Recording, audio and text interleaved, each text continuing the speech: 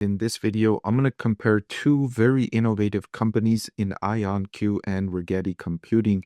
These companies operate quantum computing companies, and investors interested in the cutting edge of technology are looking to quantum computing as perhaps the next big investing trend, which will follow artificial intelligence over the next few years.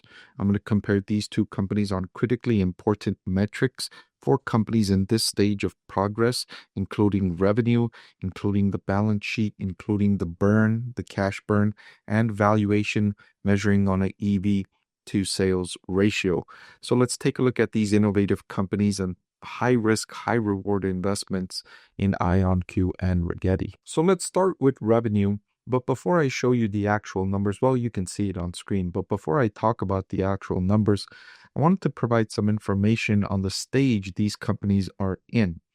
Rigetti and IonQ are generating revenue mostly from research institutions. The products, the quantum computing products, are not yet viable for enterprise or commercial use. So most of the revenue they're getting is from institutions, government institutions, universities, etc. And these revenues are lumpy. They may get a contract that lasts for 6 months and then lose that contract, and so revenue could decline. And so this is not indicative. For instance, when you look at Rigetti, its revenue has declined since 2022, but that's not indicative of the company's future prospects. It's not in decline. It's still in very early stage growth. And so even though IonQ has experienced significantly more growth than Rigetti, it doesn't mean that in the long term, IonQ will win these investments in the long term. So that being said, let's take a look at the actual revenue.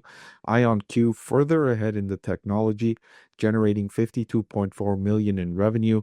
That's up more than 25x from 2021, where it generated 2.1 million in revenue. Rigetti, meanwhile, is experiencing fits and starts. It generated 200,000 in revenue in 2019, that jumped to 13 million in 2022, before falling to 7.9 million in the most recent trailing 12-month period. Regardless, each of these two companies at maturity, if they develop this technology and it becomes available for commercial use, the revenues from this technology could surpass billions of dollars. Click the link below to watch the full video.